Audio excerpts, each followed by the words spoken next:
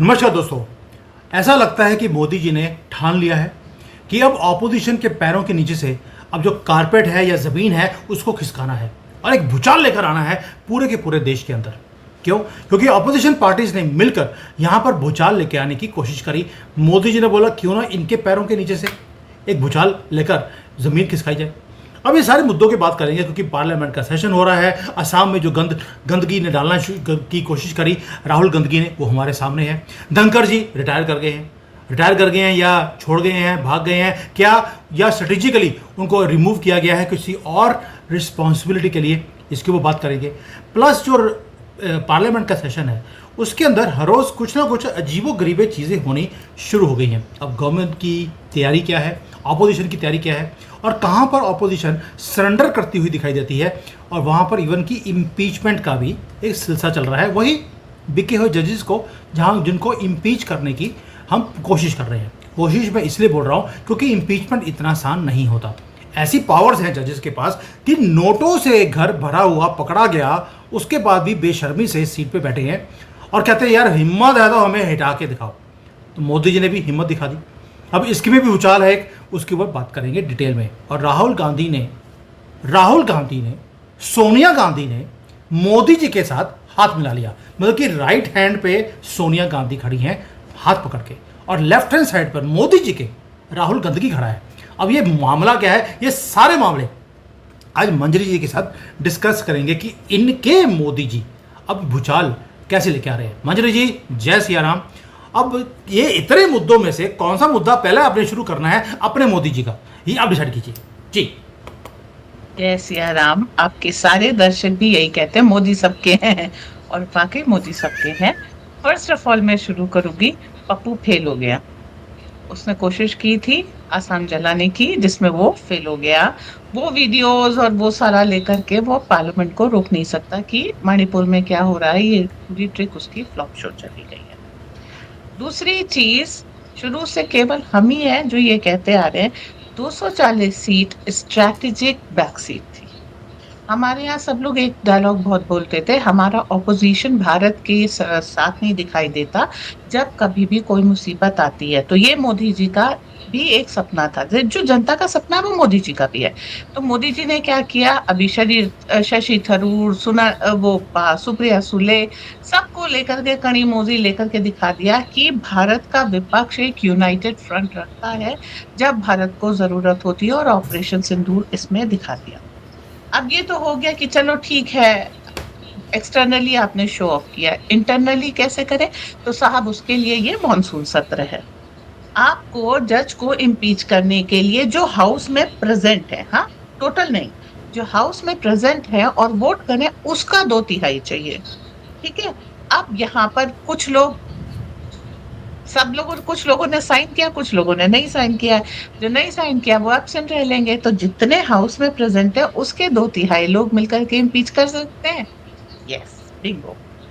तो इस judicial reform में मोदी सारा जो ज्वाइंट पार्लियामेंट्री कमेटी टाइप दिखा देंगे। अब सोनिया गांधी एक हाथ पकड़े रुक जा मोदी, और राहुल गांधी दूसरा हाथ पकड़े ठहर जाओ मोदी। वो Modi is going with such a flow कि these two are flying behind him.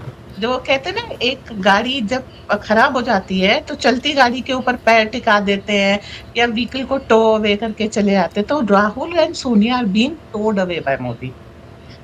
They are you could say इनके कोई मायने नहीं रह गया, राइट? दोनों ने अपनी they are worthless now, they are being towed away.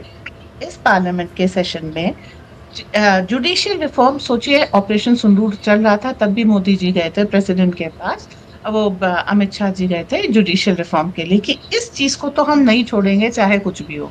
And same thing ये लोग कर रहे हैं।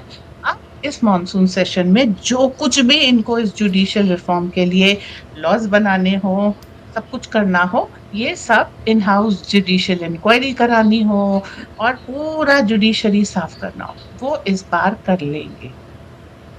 और जितने भी हैं आप इसमें देखेंगे अक्रॉस पार्टी लाइन, जो कहते हैं कि कांग्रेस से थरूर आ जाएंगे, एनसीपी से सुप्रिया सुले आ जाएंगी, और डिफरेंट पार्टी लाइन से डिफरेंट लोग आ जाएंगे मोदी जी के साथ।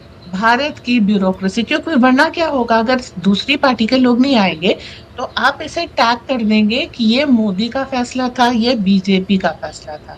जब हर पार्टी से एक दो बंदे आएंगे तो आप क्या कहेंगे, ये भारत का फैसला था। और मोदी हम्म। जी किसी भी फैसले को जो अभी वो देश हित में ले रहे हैं, फ्यूचर में बदला ना जा सके तो उनको क्या साबित करना है, ये भारत का फैसला था। इसलिए वो इस चीज को 2024 से सोच के चल रहे हैं। उन्होंने जनता को सपना दिखाया अब की बार 400 पार, ठीक, और खुद 240 लेके बैठ गए। तो मोदी की 240 सीट का गुस्सा जनता को है। तो हमारे अंदर एक पेट्रियोटिज्म थोड़ा बढ़ गया कि अरे मोदी को 240 चाहिए। दूसरी चीज, जिसको आपने अपनी जीती हुई सीट करीब अपनी पॉपुलैरिटी दी थी, वो आपके एडेप्टेड है, आपने सिंदूर में यूज किया और आप मॉनसून सेशन में यूज करेंगे। डीप स्टेट इंस्ट्रक्शन दे के भेज रहा है, पैसे दे के भेज रहा है, लोगों को भेज रहा है, लेकिन एवरीथिंग इज इररेलेवेंट। मोदी की सुनामी इस समय ऐसे चल रही है, उसमें ऑपोजिशन बह चुका है, राइट। और ये चीज आप देखते जाएंगे। तो इस पार्लियामेंट सेशन में बहुत सारी फर्स्ट टाइम इवेंट्स होंगे जिसमें आप देखिएगा ऑपोजिशन मोदी का साथ देगी। जी। देखिए आपने बोला अपोजिशन साथ देगी। जो वर्मा जी, वही बिके हुए जज जिनके घर में 15 करोड़ मिले थे, उनकी जो पेटिशन उनको रिमूव करने की है उसको साइन किया है राहुल गांधी ने। सोनिया गांधी ने भी साइन कर दिया, लेकिन जो मल्लिका खड़गे हैं उन्होंने साइन नहीं किया है, टीएमसी ने साइन नहीं किया और टोंटी चोर की पार्टी के किसी भी बंदे ने साइन नहीं किया है। बाकी सब ने साइन कर दिया कि इस बिके हुए जज को रिमूव करना चाहिए। आपको लगता है कि 2/3 मेजॉरिटी गवर्नमेंट ले लेगी, both in Rajya Sabha and in Lok Sabha, जो डायनामिक्स हैं या जो नंबर्स हैं? पहले बात इसी पर करते हैं क्योंकि सबसे ज़्यादा हॉट टॉपिक ये है। बाकी धनखड़ जी ने जो रिटायर किया है या छोड़ गए हैं, कुछ और करने वाले हैं, इसके ऊपर स्टेज 2 में और बाकी कितने मुद्दे हैं उनको भी डिस्कस करेंगे। पहले वर्मा जी, क्योंकि पूरे भारत में गुस्सा है इन जजेस के अगेंस्ट, ये बिके हुए जजेस के against. Verma is going to be the festival. एक मिशन मोड पे चल रही है मोदी सरकार कि इनको तो हटाना है ताकि न्याय इसी तरीके से बिकता ना रहे। और वर्मा साहब के लिए आप सोचिए, ऑपोजिशन के राहुल और सोनिया जब कर गए हैं, इनका हटना तय है। अभी मैंने बताया कि जितने प्रेजेंट हैं पार्लियामेंट में उनको जो है वोट करना है, तो वो तो ले लेंगे। आपको 2/3 आपके जितने भी प्रेजेंट हैं वो वोट कर देंगे आपके, फिर बाकी आएंगे ही नहीं, सिंपल। या उठ के चले जाएंगे, या रात के 12 बजे के बाद मोदी काम करेंगे। देखिए मोदी के काम करने की स्टाइल बिल्कुल डिफरेंट है। आपने 10 बजे से 1 बजे तक हंगामा मचाया, उसने 2 बजे बैठ के काम कर लिया। फिर आपने 10 बजे से लेके 5 बजे तक हंगामा मचाया, उसने 6 बजे से काम कर लिया। फिर आप 10 बजे से 10 बजे तक बैठे तो उसने 12 बजे काम कर लिया।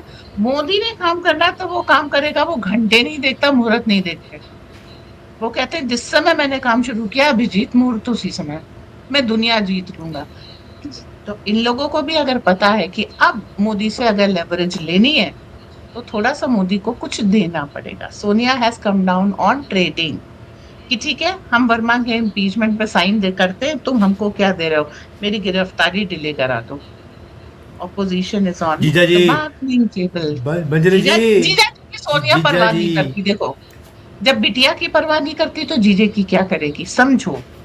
बेटे की करती है, ठीक है। और बिल्कुल ठीक बेटा बात है अभी कि बेटे की परवाह करती हैं, मान लिया। लेकिन ये बताइए कि सबसे ज़्यादा वोकल ओपनली जो जुडिशरी के अगेंस्ट थे और वर्मा जी के अगेंस्ट थे, वो धनखड़ साहब खुद थे, और सबको एक्टिवेट करवाने के बाद खुद सीन से बाहर निकल गए। ये आखिरी मोमेंट पे ये काम कैसे हो गया और इसके पीछे खेल क्या है?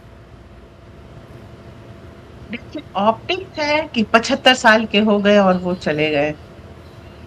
गेम इज कुछ जाट साथ में, और ये अगला गेम है, ठीक है।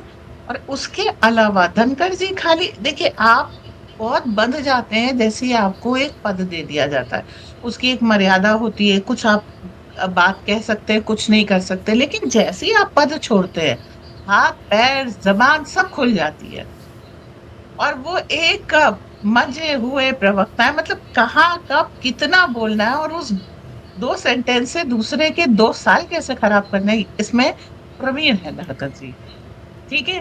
तो हम्म। अभी उनकी कई बार क्या होता है, पद पे रह करके बंधे हाथों से वो काम नहीं कर पाते जो पद खोल छोड़ करके आप कर सकते हैं। बिहार इलेक्शन है, बंगाल इलेक्शन है, और ये दो इलेक्शन इसलिए इंपॉर्टेंट है क्योंकि जो बांग्लादेश से इन्फ्लक्स आ रहा है उसको यहाँ रोक देना है। ठीक है। बिहार और बंगाल ये उस इन्फ्लक्स को रोक सकते हैं कि वो ईस्टर्न साइड पे तो हेमंता आदि लोगों ने रोक रखा, वहां से डिपोर्टेशन चालू है। लेकिन बंगाल और बिहार यहाँ से जो है आपको करना है, बहुत सारी चीजें अभी बैक स्टेज में मैनेज करनी है, जिसके लिए धनखड़ जी की जरूरत है। कोई बात नहीं, फेस चेंज होगा। धनखड़ जी की एक दो और चीजें होती हैं, वो कैसे काम करते हैं सबको पता है। अब जो नया बंदा आएगा वो क्या काम करेगा और कैसे काम करेगा किसी को नहीं पता। आपने क्या किया, वाइल्ड कार्ड एंट्री दे दी है किसी को, राइट। अब जितने समीकरण सेट किए हैं ऑपोजिशन ने, फेल हो गए, क्योंकि वो तो धनखड़ जी के हिसाब से किया था। अब कौन आएगा, वो कैसे काम करेगा, उसके लिए समीकरण कैसे सेट किए जाएंगे, हमको कुछ नहीं पता, हम्म। राइट। फिर जब तक आप समझेंगे, गोटियां सेट करेंगे, तब तक मॉनसून सेशन ओवर। और जो आएगा वो बंदा तो मोदी का है, तो जो काम करना है वो मोदी जी करवा ले जाएंगे। तो surprise element, wild card entry, Modi has one the game. पर मंजरी जी, आपने बोला कि 75 साल को टच किया तो उनको रिटायर करवा दिया। मोदी जी इस साल 75 के हो जाएंगे और कांग्रेस ने सपने देखने शुरू कर दिए हैं कि सितंबर में खड़गे जो हैं वो प्रधानमंत्री बनेंगे। देखिए, कांग्रेस ने भी मान लिया कि पप्पू से ना हो पाएगा, वो प्रधानमंत्री नहीं बन सकता। उन्होंने खड़गे को बोला है कि वो प्रधानमंत्री बनने वाले हैं सितंबर में। क्या खड़गे जी बीजेपी को ज्वाइन करने वाले हैं कि खड़गे जो है वो प्रधानमंत्री बनेंगे, या कांग्रेस ने ऑलरेडी हथियार फेंक दिए कि गंदगी फैमिली में से कोई भी अब प्रधानमंत्री नहीं बन सकता? जी। ऑप्शन, गंदगी फैमिली में से कोई नहीं बन सकता। खड़गे का तो अभी एक एडी ड्रग्स के साथ पकड़ा गया है, वो कहाँ से बनेगा। वो कांग्रेस से निकल करके बीजेपी ज्वाइन भी करना चाहेंगे, करने कौन देगा, he has a tinted past. अब आ जाते हैं, वही मैंने कहा था, ऑप्टिक्स। धनखड़ जी ऑप्टिक्स है, मोदी कहीं नहीं जाने वाले, विश्वास कीजिए।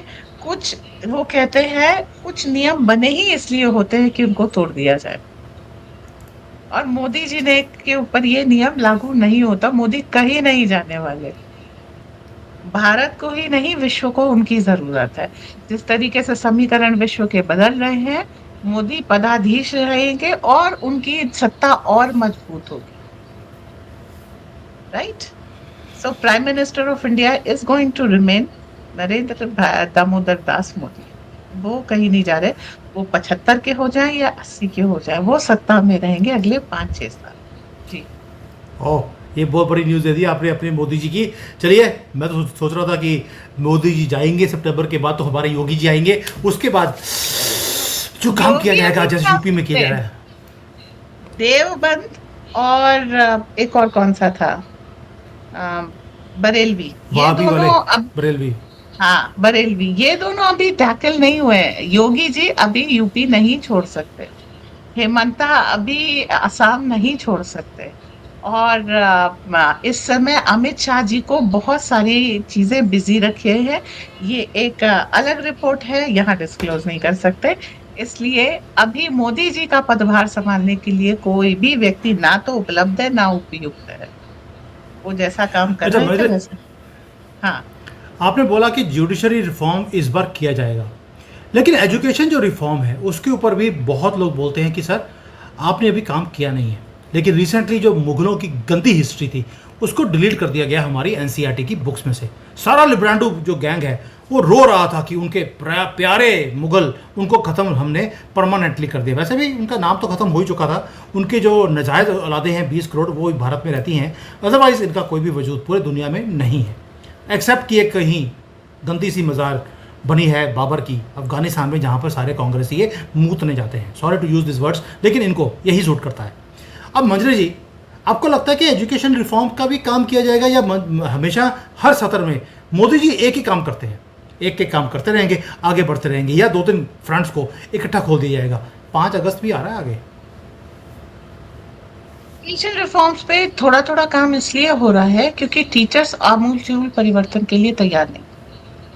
पूरी हिस्ट्री आप रिवाइज कर दें तो उसको पढ़ाने के लिए टीचर्स चाहिए, टीचर्स बदलने के जरूरत के लिए तैयार नहीं है।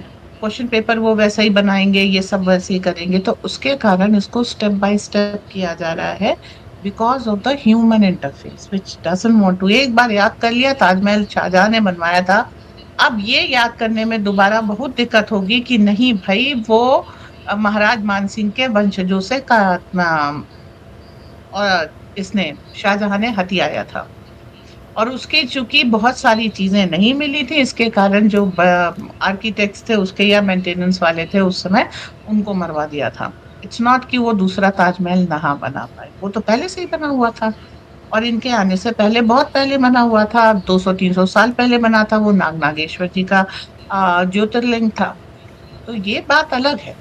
अभी इस चीज को रिवाइज करके याद करने में, अब आजादी चरखे से आई थी, अब ये याद करने में बहुत मुश्किल हो रही है कि वो सुभाष चंद्र बोस ने आजाद हिंद फौज से की मदद से दिलाई थी, और सिंगापुर से लेकर के नागालैंड तक की भूमि स्वतंत्र करा ली थी। बंगाल अपने दरवाजे पे खड़ा इंतजार कर रहा था कि बोस सेना लेके आए और वो सेना के साथ चले। राइट। तो गांधी गए, नेहरू गए, तब उनके जितने भी बैठाए हुए मीडिया जायंट्स हैं, वो सब इसका विरोध करेंगे। क्यों? क्योंकि हिस्ट्री आपको दोबारा याद करनी पड़ेगी। Akbar was not the great, Rana Pratap was great. ये याद करने में कुछ लोगों को बहुत दिक्कत आती है। और इस समय मैं ये कहूंगी कि बड़ा सुंदर काल है संक्रमण का, परिवर्तन का, कि अब आप वो ये नहीं समझ में आ रहा, एक ये जो लिब्रांडू गैंग है, लेली गैंग है, क्या पकड़े क्या बचाएं, लड़ने जाए कि इसे पकड़ लें। इलीगल आपने जितने कब्जे दिए थे भारत भर पे, उनको खाली कराया जा रहा है। ठीक, उससे भी आपको मतलब मुक्ति मिली नहीं, साथ में आपने जो है बांग्लादेशी, रोहिंग्या, पाकिस्तानी ये निकालना शुरू कर दिए। इसमें अभी आपकी स्ट्रैटेजी फाइनल नहीं हुई। आपने जो आधार वेरिफिकेशन कब था उसका पूरा नेटवर्क उखाड़ना शुरू कर दिया, उससे आपको मुक्ति नहीं मिली। आपने वोटर आईडी कार्ड को स्पेशल उस पे करके सर लगाया और वहां पर अपने काम करना शुरू किया, उससे मुक्ति बेचारों को मिली नहीं। आपने जो है मुगलों को आक्रांता और आतंकवादी साबित कर दिया, उससे मुक्ति मिली नहीं। आपने जजेस के ऊपर ये सारा करना शुरू कर दिया। वो बेचारे ये समझ नहीं पा रहे। अभी तक उनका था वो एक मुद्दा लेते और उस मुद्दे को वो आगे भुनाते रहते थे 6 महीने, साल भर। मोदी ने इतने मुद्दे दे दिए कि ये कन्फ्यूजिया गए हैं कि कौन सा मुद्दा लें और कौन सा छोड़ें।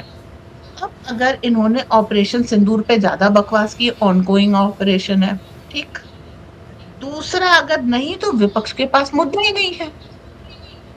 अगर ये एनक्रोचमेंट ड्राइव पे आते हैं तो उसके इलीगल होने के पेपर्स हैं। रोहिंग्या बांग्लादेशियों के साथ ये बहुत बार खड़े होकर के देख चुके, इससे उनकी पॉपुलैरिटी और गिर जाती है। इवन जो अच्छे लॉ अबाइडिंग मुस्लिम्स हैं उनके बीच में गिर जाती है। अब ये बेचारे करे तो क्या करे।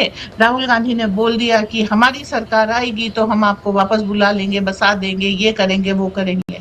फायदा हुआ नहीं, उल्टा नुकसान और हो गया। तो वो बेचारा बोलेगा तो अपनी पार्टी का नुकसान करेगा, चुप रहेगा तो मोदी कर दो। अभी ऑपरेशन के पास समस्या ये करे तो क्या करे, क्या बोले क्या करे। ऊपर से एक और समस्या हो गई कि जो उनके लोग आ, आ, सही रास्ते पे आना चाहते हैं उनको मोदी अपॉर्चुनिटी दे रहे हैं। आ जाओ, बीजेपी वह करनी है, तुम्हारे पाप धुल जाएंगे। If you want to work for the nation, you are most welcome, I am opening my arms. Okay fine. अब मोदी जी की ये बात मानेंगे तो अब उनको ये भी नहीं पता कि अपनी पार्टी में किसको क्या ट्रस्ट करे ना। अगर किसी को काम दे, उसका मूड फिर गया तो मोदी को जाके पूरी स्कीम सबूत के साथ बता देगा, मोदी को ज्वाइन कर लेगा। फिर मेरा क्या होगा? पार्टी चलाना मुश्किल। यहाँ तक देखो, बौखलाहट इतनी थी कि ममता बनर्जी सिटिंग सीएम, उसने अपना शक्ति पर, लोग कहते रैली कर रही है, प्रदर्शन कर, ना, वो शक्ति प्रदर्शन कर रही थी कि मेरे पास बंगाल में अभी भी पकड़ है और ये वो। मोदी जी ने कहा, क्या किया, क्या कहा? You are not holding even 5% of Bangla people. ठीक है, बाकी और स्टेट हम कर ले जाएंगे। तो ऑपोजिशन को पगला दिया है मोदी ने, यहाँ तक कि सोनिया और राहुल मोदी जी की उसमें बिल में साइन कर रहे हैं कि या हाँ देश हित में हमें मंजूर है। ओके, अभी यस, किसी के पास कुछ नहीं है, तो अब वो हो जाता है जैसे हम कहते थे ना, हुई है वही जो राम रचिता था। अब वही चीज आ गई जो मोदी चाहेंगे तभी मैंने इंडियन बोला, पॉलिटिक्स। तभी मैंने शुरू में बोला था कि मोदी जी भारत में एक पॉलिटिकल भूचाल लाने में लगे हुए हैं। और इस सेशन के अंदर जो ऑपोजिशन बोल रहा था कि हम घेरना शुरू करेंगे मोदी जी की गवर्नमेंट को, मोदी जी ने ऑपोजिशन को ही घेर के बैठ गए हैं। वो बेचारे, जैसे आपने एक वर्ड यूज़ किया, कन्फ्यूज गवा गए हैं, वो कन्फ्यूज हुआ गए हैं आ कि गए। अब करें तो करें क्या। हाँ, जो भी है वो घबराए हुए हैं अभी कि होगा क्या। और मोदी जी ने ये जो चाल चली है धनखड़ जी वाली, ये इसके पीछे राज क्या है। अब वो हर कदम फूक फूक पे चलेंगे और मोदी जी ये फूक रहे होंगे, मोदी जी पीछे से कॉन्स्टिट्यूशन पे कई पन्ने फूक चुके होंगे। अब देखते हैं आगे क्या होगा। अभी तो शुरुआत हुई है गेम की। 5 अगस्त भी आने वाला है, वो बहा दिन जिस दिन 370 और 35 को परमानेंटली जलाकर डस्टबिन में डालकर उसकी कब्र में डाल दिया था। और कब्र भी इतनी नीचे है कि उसको बाहर खुद खोद कर वापस लेके आना इम्पॉसिबल है। और आपको मालूम है कि ये 5 अगस्त एक ऐसा ऐतिहासिक दिन बन चुका है जिसको बार बार याद दिलाया भी जाएगा, एक कम्युनिटी को और एक पार्टी को, और हम भी हटने वाले नहीं हैं। इसलिए दोस्तों, ये भूचाल अच्छा है। मोदी जी बोलते हैं डर है, ये डर अच्छा है। Manish ji, thank you so much for joining after so many days. और आपकी जो मोदी जी हैं जो काम कर रहे हैं वो वाकई में सराहनीय है। मैं फ़ैन बनता जा रहा हूँ ऐसा ऐसा मोदी जी का। इतना इजी नहीं है, आप समझते हैं कि कुछ गंदी आते हैं, देरी से जाते हैं। और लेकिन आपने मेरा दिल तोड़ दिया ये बोलकर कि मोदी जी अगले 5-6 साल कहीं जाने वाले नहीं हैं। मैं तो वेट कर रहा था कि सितंबर आने वाली है, हमारे योगी जी आएंगे और यूपी का फॉर्मूला पूरे भारत में स्वच्छ भारत अभियान जैसे यूपी में चल रहा है वो पूरे भारत में इम्प्लीमेंट किया जाएगा। लेकिन थोड़ा सा सब्र का घूंट मुझे भी पीना पड़ेगा। थैंक यू, जय हिंद, वंदे मातरम। वंदे मातरम।